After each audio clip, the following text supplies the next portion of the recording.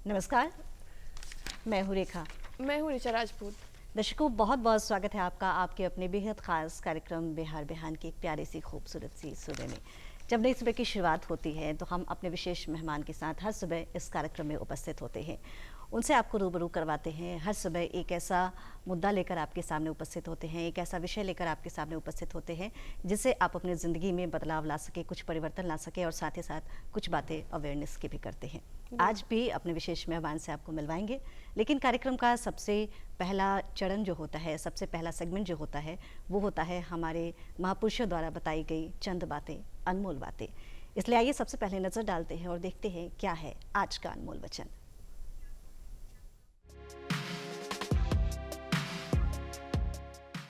मनुष्य जितना ज्ञान में घुल गया हो उतना ही कर्म के रंग में रंग जाता है।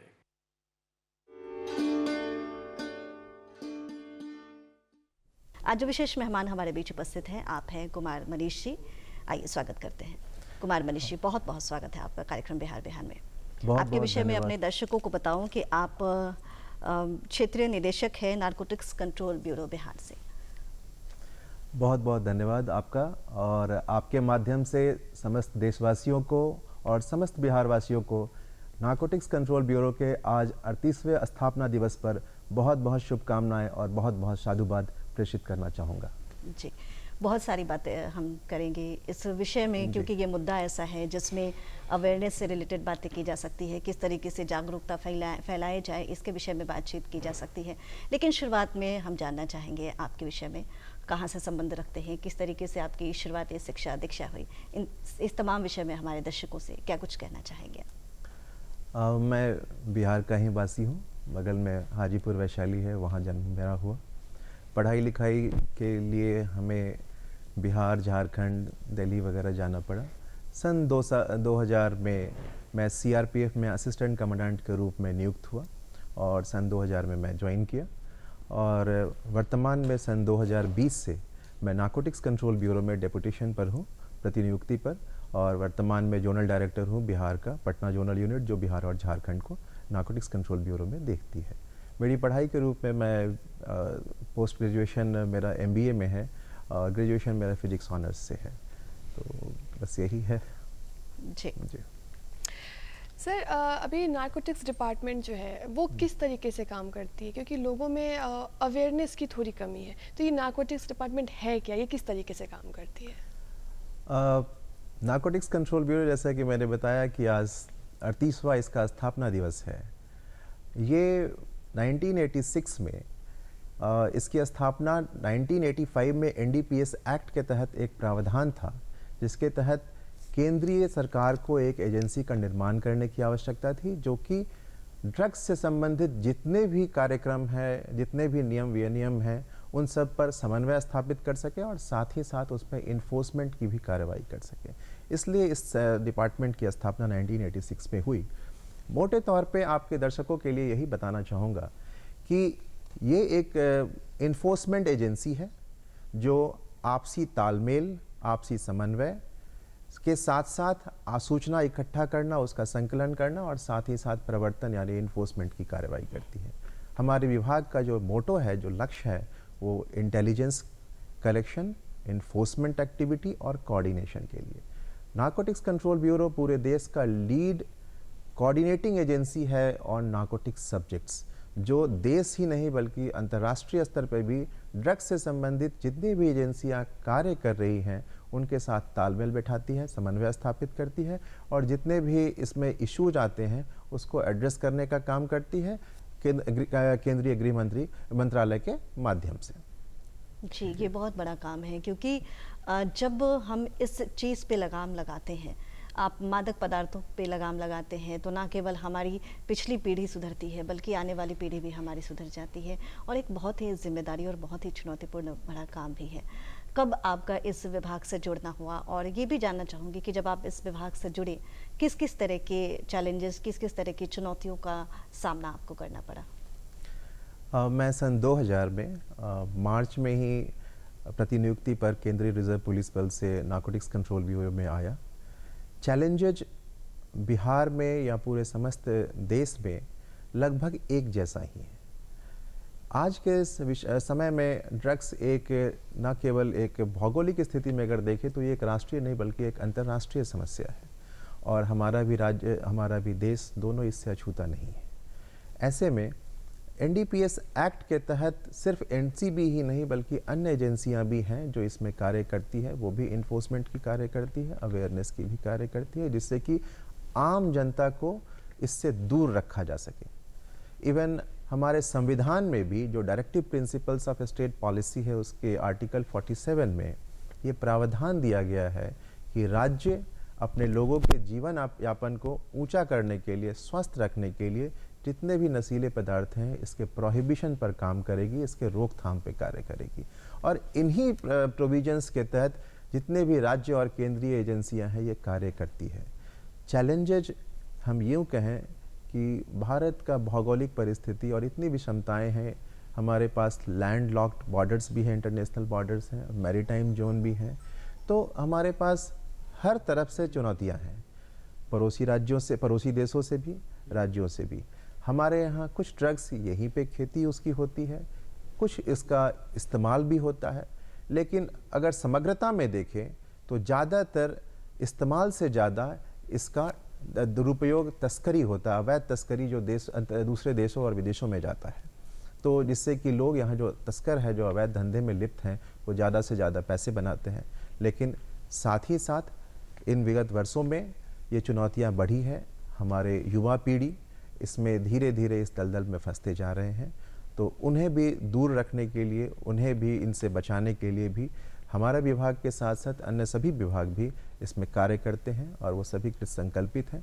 चैलेंजेस बहुत ज़्यादा हैं, लेकिन साथ ही साथ प्रयास भी हमेशा हमें निरंतर चलता रहता है और आगे भी चलता रहे। जी, जब विभाग बना और जब इस कार्यवाही शुरू की गई, प्रतिवर्ष मुझे लगता है कि आंकड़ा आपके सामने आता ही होगा। आपने क्या महसूस किया है, क्योंकि लगभग हर उम्र के लोग इसके शिकार होते हैं, तो जब हम बात करें बुजुर्गों की, बात करें युवाओं की या बात करें बच्चों की, कौन सा ऐसा श्रेणी है, कौन सा ऐसा वर्ग है जो ज़्यादा प्रभावित है और जिस पर ज़्यादा काम करने की अभी आवश्यकता पड़ रही है आपको? ये बहुत महत्वपूर्ण प्रश्न है और आपके माध्यम से दर्शकों को बताना चाहूँगा कि हमारे देश में जो आयु वर्ग है वो अगर हम 20 से 30 और 30 से 40 लें तो ये सबसे ज़्यादा प्रभावित है, और इनको नशे के दलदल से दूर रखने की भी आवश्यकता है। ये ड्रग एडिक्ट भी हो रहे हैं और साथ ही साथ ट्रैफिकिंग भी कर रहे हैं। तो ऐसे में ये आवश्यक है कि ये दो खास आयु वर्ग, और ये समझा जाए कि ये सारे युवा वर्ग ही हैं, तो इन आयु वर्ग को बचाने की आवश्यकता है। जो डेटा अभी तक हम लोगों के सामने आया है उसके तहत लगभग 2/3 से ज़्यादा ऑफेंडर्स या एडिक्ट इसी आयु सीमा से आते हैं। आपने जैसे आंकड़ों की बात करी, युवाओं की बात की कि वो ज़्यादा लिप्त हैं इसमें, तो ये युवाओं के बीच जागरूकता इस चीज़ को लेके कैसे फैलाया जाए ताकि वो ज़्यादा से ज़्यादा संभल सकें? जी, ड्रग्स की जो पूरी परिदृश्य है इसमें जागरूकता का बहुत बड़ा रोल है। जी। जागरूकता से ही हम मार्केट में या पूरे राष्ट्र में या राज्य में डिमांड को कम कर सकते हैं, लोगों को इस दलदल से दूर कर सकते हैं। इसके लिए भारत सरकार के एक ministry of social justice and empowerment मंत्रालय है, उसके तहत जितने भी डिपार्टमेंट्स हैं वो जागरूकता के लिए कार्य करते हैं। लेकिन साथ ही साथ हम जैसे इन्फोर्समेंट एजेंसी भी समय समय पर अपने कार्य से अलग हट करके लोगों में जन जागरूकता का कार्यक्रम करते हैं। हम स्कूल कॉलेजेस में जाते हैं, गाँव में जाते हैं, वहाँ लोगों को एड्रेस करते हैं, पर्चे वगैरह बांटते हैं, लोगों को इसके जो दुष्परिणाम हैं उससे उनको बताते हैं। स्कूल में जाते हैं, स्कूल के टीचर्स को और साथ ही साथ स्टूडेंट्स को, दोनों को बताते हैं कि स्टूडेंट्स का क्या काम है और टीचर्स को इन पर देखभाल करने के लिए किन किन टेल साइंस की देखने की ज़रूरत पड़ती है। पेरेंट्स के लिए भी कई बार हम लोग संदेश देते हैं स्कूल के माध्यम से, जिससे कि पेरेंट्स भी अपने बच्चों की गतिविधियों पर ध्यान रखें, और यदि उसमें कोई अनावश्यक बदलाव आता है तो वो एक चिंता का विषय होता है, और ऐसे में उन बच्चों को काउंसलिंग करने की ज़रूरत होती है, उनको सहारा देने की ज़रूरत होती है। बच्चों ही नहीं, मेरा इसमें आप सभी से अनुरोध है कि जो भी इस नशे की दलदल में फंस गए हैं किसी भी कारण से, उनको हिकारत की दृष्टि से ना देखें, उनको दूर ना करें, उनको दुत्कारे नहीं, बल्कि उनको सहायता दें, सहयोग करें और समाज के मुख्य धारा में उनको शामिल करें। याद रखिए, और मैंने आप सभी से अनुरोध भी किया है कि युवा पीढ़ी इसमें सबसे ज़्यादा शिकार हो रही है और वो सबसे ज़्यादा वल्नरेबल है। लेकिन एक स्वस्थ राष्ट्र के निर्माण के लिए हमें इस युवा ऊर्जा की सबसे ज़्यादा आवश्यकता है।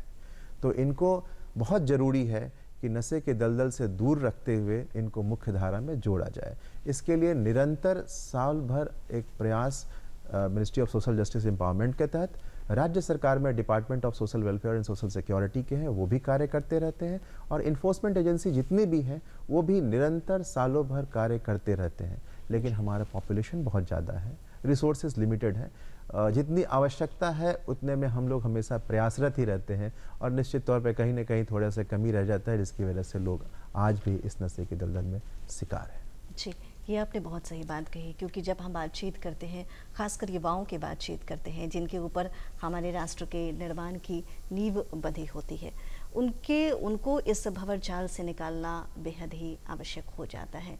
कई ऐसे पेरेंट्स होते हैं, कई ऐसे अभिभावक होते हैं जो बच्चों की हर एक्टिविटी पर तो नज़र नहीं रख सकते। जाहिर सी बात है, वो स्कूल की तरफ गया, वो कॉलेजेस की तरफ गया, वो बाहर कोचिंग क्लासेस लेने गया, वो बाहर अपने फ्रेंड्स के साथ एक्टिविटीज़ में गया।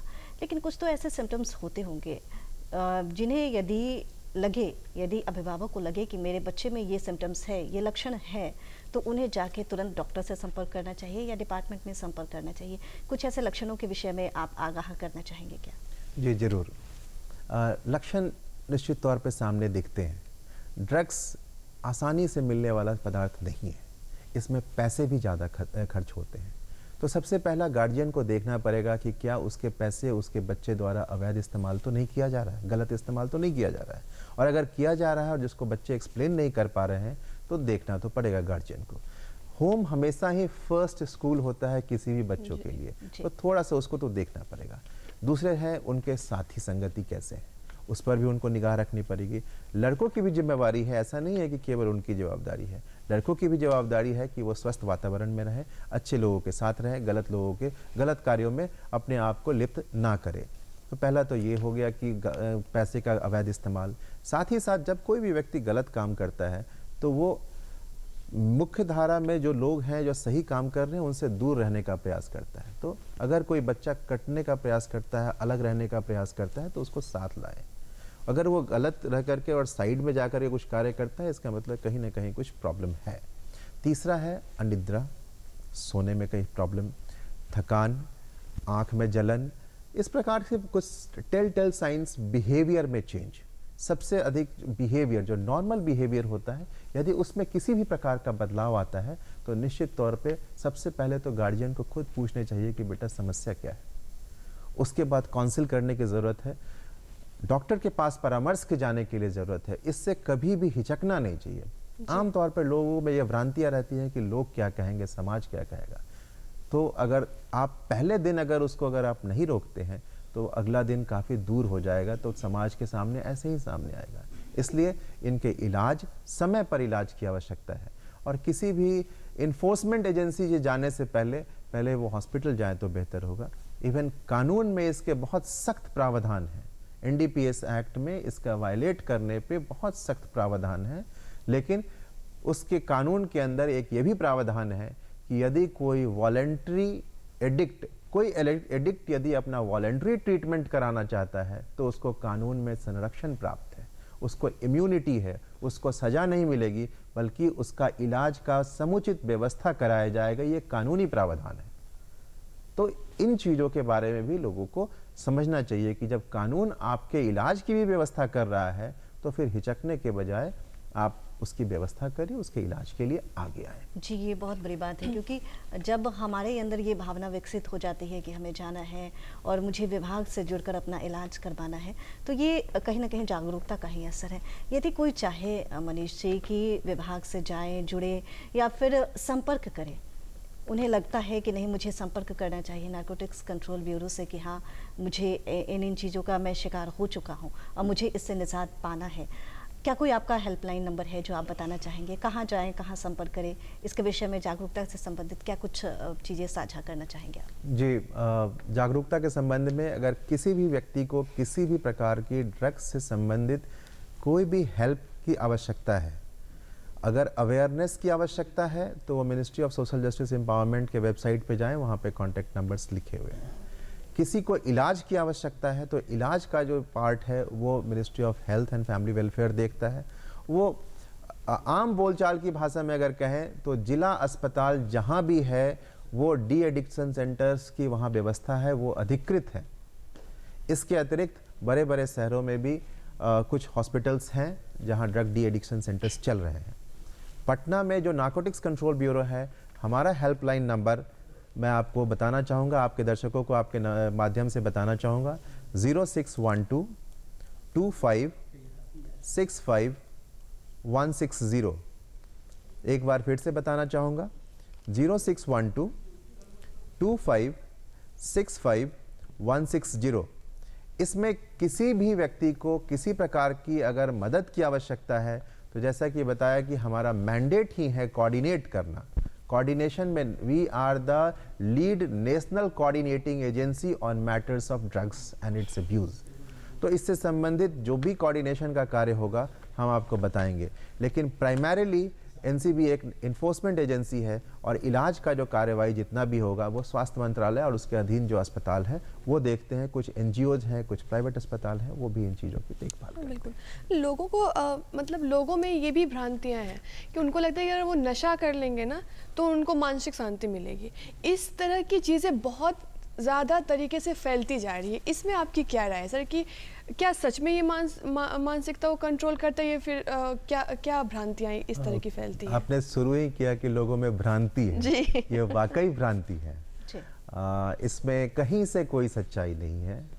रादर आपको ये बताएं कि आज के परिदृश्य में जो मार्केट में जिस प्रकार के नशीली दवाएं उपलब्ध हैं, इसका अगर 2 से 3 बार अगर आपने सेवन कर लिया तो आप उसके आदी हो जाएंगे, आप उसके गुलाम हो जाएंगे।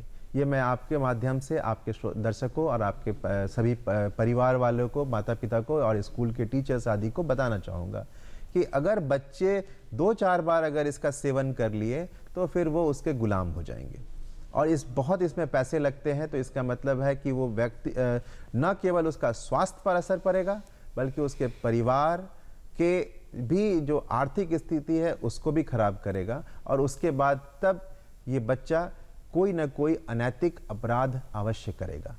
सो ड्रग्स इन ए वे आजकल it has become a fuel to breed crimes. इस चीज़ को समझने की आवश्यकता है कि breeding crime is coming from drugs. So problem बहुत बड़ा है और इसको हल्के में नहीं लेना चाहिए। इस प्रकार के नशा जो 1-2 बार एडवेंचर के रूप में करते हैं शायद वो आदी हो जाएं, इसलिए इसमें पहला स्टेप ही नहीं लेना चाहिए। और ये जो भ्रांति है, बिल्कुल भ्रांति है, किसी प्रकार की कोई सत्यता नहीं है कि आप ड्रग्स लेंगे तो फिर आपको बहुत सुकून मिलेगा, आपको बहुत आराम मिलेगा, आप बहुत ऊर्जस्वित हो जाएंगे। ऐसा नहीं है, वो आपके हेल्थ को और खोखला कर देगा। जी। और जैसा कि आपने बताया कि यदि आपको कुछ अच्छा करना है तो सबसे पहले आपको अपनी सेहत का ख्याल रखना है। आपने ये बताया मनीष जी कि 1986 में इसकी स्थापना हुई थी, नारकोटिक्स कंट्रोल ब्यूरो की स्थापना हुई थी और धीरे धीरे लोगों में जागरूकता फैलाने की कवायद शुरू हुई। मुझे जहाँ तक याद है, मैं अपने दर्शकों से भी ये बातें ज़रूर साझा करना चाहूँगी कि 1987 में हमारे दूरदर्शन पर नारकोटिक्स की जागरूकता के लिए एक धारावाहिक प्रसारित किया जाता था सुबह नाम से, और जिसमें ये उससे संबंधित तमाम लक्षण दिखाए गए थे। एक युवा होता है जो जुड़ता है, इस नशे का शिकार होता है, उसके हाथ कँपाते हैं, धीरे धीरे वो समाज से कटता चला जाता है। तो तब की बात है, 1987 की बात है, जब हमारे दूरदर्शन के माध्यम से ये धारावाहिक प्रसारित हुआ था और लोगों में जागरूकता फैलाने की कवायद शुरू कर दी गई थी कि नहीं, ये गलत है और आपको इन तमाम चीज़ों से अलग हो के रहना है। आज हम इसी मुद्दे पे बातचीत कर रहे हैं, किस तरीके से जागरूकता फैला रहे हैं। हमने चुनौतियों की बात की। यदि हम बातचीत करें कि कोई इंसान यदि सुधरना चाहता है, यदि चाहता है कि मैं इसमें सुधर जाऊं, मैं इसका शिकार हूं, लेकिन मुझे अब पुनः वापस अपनी ज़िंदगी में वापस करना है, मुख्य धारा से जुड़ जाना है, कौन सी ऐसी योजनाओं का जिक्र करना चाहेंगे, कुछ ऐसी सरकारी योजनाओं का जिक्र करना चाहेंगे जो सरकार उनके लिए मुहैया कराती है जिससे वो मुख्य धारा में जुड़ पाए? रिहैबिलिटेशन से सबसे पहले, उससे पहले डी एडिक्शन की कार्रवाई होती है। जी। डी एडिक्शन में भारत में जितने भी अस्पताल हैं, जो डिस्ट्रिक्ट हॉस्पिटल्स हैं, वहाँ डी एडिक्शन सेंटर है और इसमें इलाज की पूरी व्यवस्था सरकार की तरफ से होती है। इसके अतिरिक्त पुनर्वास का कोई भी योजना है वो राज्य सरकार के अपने नियम है उसके तहत होते हैं। ड्रग्स में अभी रिहैबिलिटेशन के लिए कोई अलग से योजना नहीं आई है, लेकिन ministry of social justice and empowerment जो है वो इस पर कार्य कर रही है और पुनर्वास के लिए वो मदद कर रही है। यहाँ पे जैसे स्थानीय तौर पे मैं बिहार के लिए बताना चाहूँगा कि बिहार में कुछ इलाकों में अफीम की अवैध खेती होती है, तो इस राज्य में वैसे कृषक जो पहले इस धंधे में लिप्त थे उनको ऑल्टरनेट क्रॉप डेवलपमेंट स्कीम के तहत उनको सहायता पहुंचाया जाता है कि वो अपने खेत में अन्य चीज़ों को उगाएं और उसके लिए सहायता राशि, बीज आदि भी दिए जाते हैं। जैसे हमारे यहाँ पे लेमन ग्रास, कुछ अन्य फ्रूट बियरिंग ट्रीज़, ये कृषि विभाग की तरफ से दिए जाते हैं। बिहार राज्य में ही दिए जाते हैं, इवन चूँकि झारखंड भी मेरे पास है, झारखंड में भी दिए जाते हैं। और जो प्रभावित क्षेत्र है जहाँ पे अफीम की अवैध खेती होती है वहाँ पे ऑल्टरनेट क्रॉप डेवलपमेंट स्कीम के तहत इनको मुफ्त में बीज और मुफ्त में पानी आदि और संरक्षण और प्लस कुछ पैसे भी दिए जाते हैं। और साथ ही साथ जो लेमन ग्रास है इसका जो उत्पाद होता है वो उत्पाद का भी बिक्री की जो व्यवस्था है वो राज्य सरकार द्वारा यहाँ पे की जाती है। तो इस प्रकार के स्कीम्स हैं जो लोकल स्तर पे चलाए जाते हैं। एक पैन इंडिया स्कीम इसमें बहुत हद तक सफल इसलिए नहीं हो सकता है क्योंकि हर राज्य, हर क्षेत्र की अलग अलग रिक्वायरमेंट है और अलग अलग तरह के लोग हैं। तो ऐसे में उस क्षेत्र विशेष से संबंधित वहाँ पे जिलाधिकारी इस पर कार्य कर रहे हैं। जैसा कि मैंने आपसे पहले भी बताया कि एनसीबी एक कोऑर्डिनेटिंग एजेंसी है और ड्रग्स से संबंधित जो कार्य है वो लगभग 18-20 एजेंसियां एक साथ देखती हैं। तो सभी की अपनी अपनी थोड़ी थोड़ी जवाबदारी है और सभी मिलकर के वो इस जवाबदारी का निर्वहन करने का प्रयास कर रहे हैं। जी। अक्सर देखा गया है कि जो नारकोटिक्स डिपार्टमेंट में जो ड्रग्स हैं तो वो कौन कौन से ड्रग्स इस डिपार्टमेंट के अंतर्गत आते हैं, क्योंकि बहुत सारे ऐसे लोग हैं कि कंफ्यूज हैं कि वो डराने का भी काम करते हैं कि नारकोटिक्स ऐसे डिपार्टमेंट में ये काम कर रहे हो तो वो आ जाएंगे। तो वो कौन कौन से ड्रग्स आते हैं इसमें? जी, एनडीपीएस एक्ट के अंदर लिस्ट है सारे ड्रग्स का। मैं सभी का नाम लेना मेरे लिए भी उचित नहीं होगा क्योंकि मैं भी उसको याद नहीं रख सकता, वो बहुत लंबी लिस्ट है, वो सैकड़ों में है। लेकिन प्राइमरीली 3 प्रकार के ड्रग्स होते हैं, नेचुरल ड्रग्स, सेमी सिंथेटिक और सिंथेटिक। नेचुरल ड्रग्स जो खुद पैदा होते हैं आमतौर पर अफीम, गांजा आदि। सेमी सिंथेटिक का मतलब है कि कुछ जो नेचुरल ड्रग्स हैं उसमें कुछ केमिकल्स मिला करके उसकी पैदावार की जाती है और उसको मार्केट में दिया जाता है। और सिंथेटिक मतलब पूरे तरह से केमिकल ड्रग्स का इस्तेमाल करके वो किया जाता है।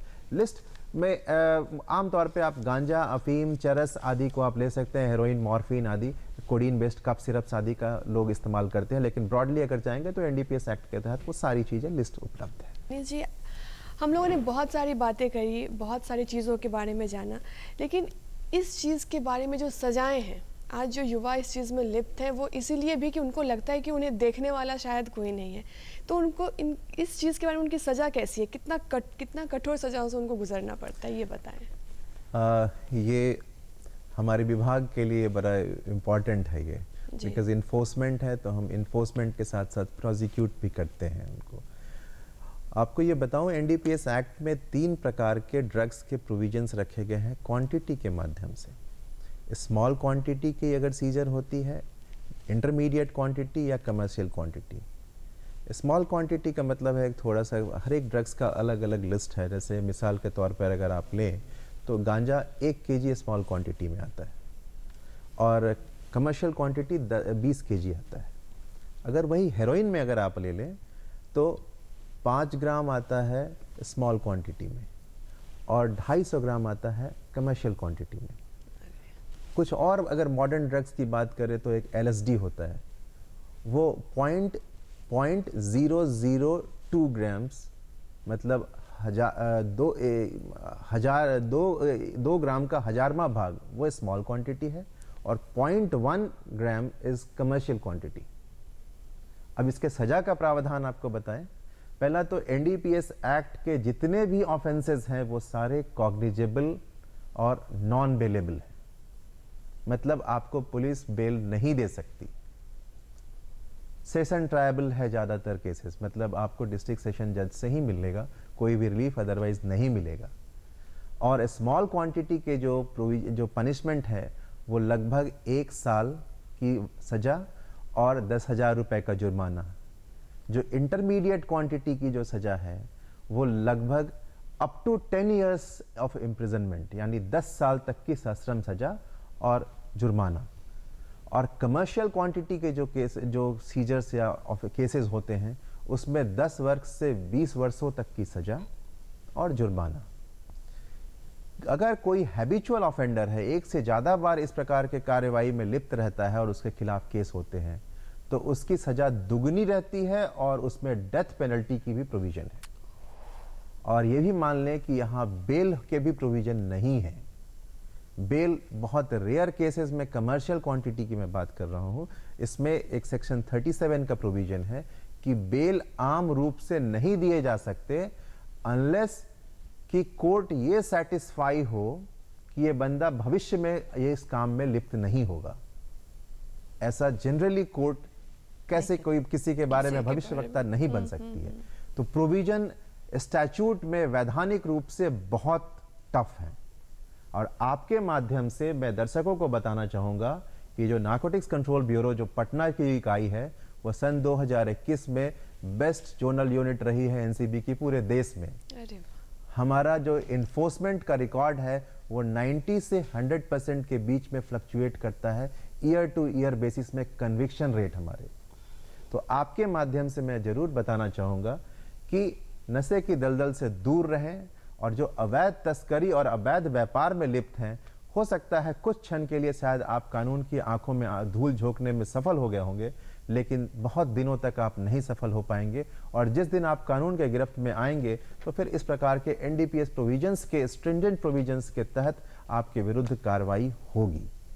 मैं आपके माध्यम से एक चीज सिर्फ यही बताना चाहूँगा कि सेक्शन 64A के तहत जो एडिक्ट लोग हैं उनके ट्रीटमेंट का प्रोविजन है। अगर वो वॉलंटरीली कोर्ट के समक्ष बताते हैं कि मैं अपना इलाज के लिए तैयार हूँ, ये वॉलंटरी भी बहुत ज़रूरी है, तभी उनको कानून में संरक्षण है, अदरवाइज किसी प्रकार का संरक्षण नहीं है। जैसे मैंने एक बार पहले भी बताया कि हमारे राज्य के कुछ भूभाग में और पड़ोसी राज्यों में भी अफीम की खेती होती है। पूरे देश में कुछ ही स्थान पे अफीम की वैध खेती होती है और बिहार या झारखंड में कहीं भी वैध खेती नहीं होती है, सरकार ने लाइसेंस नहीं दिया है। तो जहां जहां अफीम की खेती होती है तो सबसे पहले जान ले कि वो अवैध है। और अवैध खेती, जहां भी अफीम की खेती हो रही है वहां पे कानूनी 10 से 20 वर्षों का प्रावधान है उनके कृषक के लिए भी, और जो उसमें सपोर्ट कर रहे हैं, फाइनेंस कर रहे हैं, हार्बर कर रहे हैं, सभी के खिलाफ। और इसमें एक और प्रोविजन है कि जहां पे अगर अवैध खेती हो रही है तो वहां के आसपास की एजेंसियां, वहां के जनप्रतिनिधि का मतलब मुखिया सरपंच से लेकर सभी ऊपर, उनकी भी एक दायित्व है कि वहां के जो लॉ इन्फोर्समेंट एजेंसी है उनको सूचित करें, स्थानीय थाना को सूचित करें। और अगर नहीं करते हैं तो उनके खिलाफ भी विधि सम्मत कार्रवाई के प्रोविजन है और उनको भी सश्रम कारावास 1 से 2 वर्षों का इसमें प्रोविजन है, उससे कम का नहीं है। मतलब आप छिपा भी नहीं सकते, लेकिन अगर आप बहुत लोग फिर भी कर रहे हैं और उन पे अनेकों केसेस चल रहे हैं। यहाँ बिहार में भी अवैध खेती हुई है और इस साल भी हम लोगों ने लगभग 1300 एकड़ का अवैध खेती का विनष्टीकरण किया है। गत वर्ष भी ऐसा ही किया था और आगे भी यह प्रक्रिया जारी रहेगी। इन क्षेत्रों में अवेयरनेस की भी कार्रवाई कर रही जा रही है, बट साइमल्टेनियसली साथ साथ इन्फोर्समेंट की भी कार्रवाई की जा रही है। आप कह सकते हैं प्रयास हमेशा हमारा जारी रहेगा। एक सिर्फ एनसीबी ही नहीं इस पर कार्य करती है, केंद्र सरकार की अन्य एजेंसियां भी है, डीआरआई है, एक्साइज है, कस्टम्स है, सीबीआई है, एनआईए है, सभी इसके लिए प्राधिकृत है। लेकिन साथ ही साथ एनडीपीएस में स्टेट पुलिस की भी उतने ही पावर्स हैं और वो उतने ही अधिकृत हैं, और वो भी अपने स्तर पे जहाँ जहाँ स्टेट पुलिस तो पूरे राज्य में है, और उनकी भी कुछ एजेंसियां हैं, जैसे आर्थिक अपराध इकाई है, वो यहाँ पे लीड कोऑर्डिनेटिंग एजेंसी है स्टेट के साइड से, ये सभी कार्य कर रहे हैं। बट चुनौती ज़्यादा है और हमारे तरफ से कार्रवाई भी हो रही है। इसलिए आपके माध्यम से लोगों से अनुरोध करूंगा कि कानून का पालन करें और इस प्रकार के अपराध में नहीं जाएं, जहां आप एक ढंग से, अनैतिक ढंग से आप पैसे भी कमा रहे हैं और देश के भविष्य को भी आप टारगेट कर रहे हैं। ये अनुचित है और ये अपराध भी है। अगर ऐसे में जो भी लोग पकड़े जाएंगे उस पर विधि सम्मत सख्त से सख्त कार्रवाई की जाएगी। जी, ये आपने बहुत बड़ी बात की और जानकारी भी दी कि किस तरीके से इसमें दंडात्मक कार्रवाई की जाती है, क्योंकि जब आप इन कामों में लिप्त हो जाते हैं, जाहिर सी बात है मादक पदार्थों के सेवन में लिप्त होते हैं या इनकी खरीद बिक्री में लिप्त होते हैं, तो कुछ ना कुछ कानून को तो आप अपने हाथ में लेते ही हैं, और यदि आप पकड़े गए तो कानून आपके साथ बहुत ही सख्त होगा। आपने जाना होगा किस तरीके से हमारे बीच जो उपस्थित हैं कुमार मनीष आपको बताएं किस तरीके से आपको इससे बचना है, और यदि आप पकड़े गए तो कितनी महत्वपूर्ण सजा आपको हो सकती है।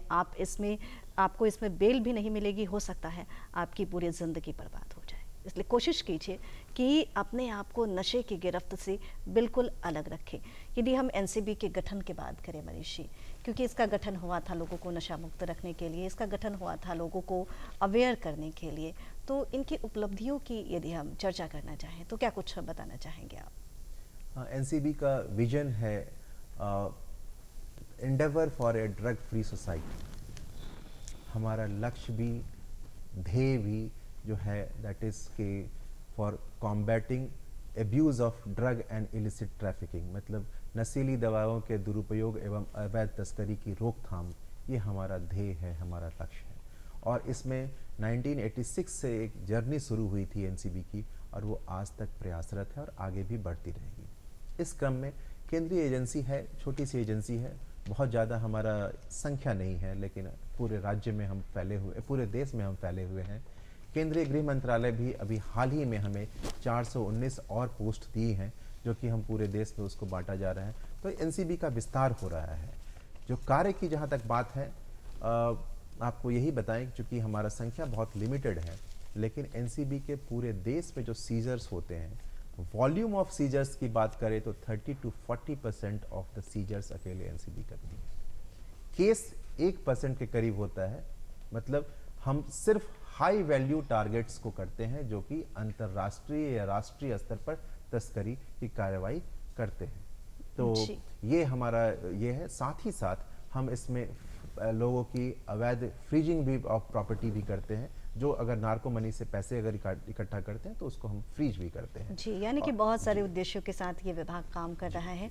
बहुत सारी चुनौतियां आपके सामने हैं, और बहुत अच्छा लगा ये जान के कि जो आप लोग हैं या हमारी सरकार जो है इसे ख़त्म करने में पूरी तरीके से जुटी हुई है। बहुत बहुत शुक्रिया कुमार मनीष जी कि आप इस कार्यक्रम में उपस्थित हुए।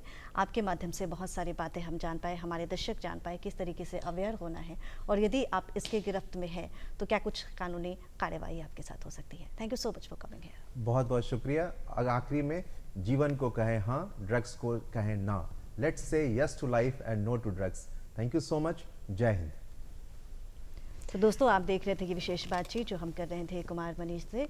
कैसी लगी आपको हमारी आज की ये बातचीत, और कैसा लगता है कार्यक्रम बिहार बिहान? इस कार्यक्रम के विषय में आप अपने राय, अपनी प्रतिक्रिया भेजना चाहते हैं तो ज़रूर लिख भेजिए। नोट कीजिए हमारा पता है कार्यक्रम बिहार बिहान, निदेशक डीडी बिहार, दूरदर्शन केंद्र पटना, फ्रिजर रोड पटना 800001। हमारा ईमेल एड्रेस है director dd के patna@gmail.com।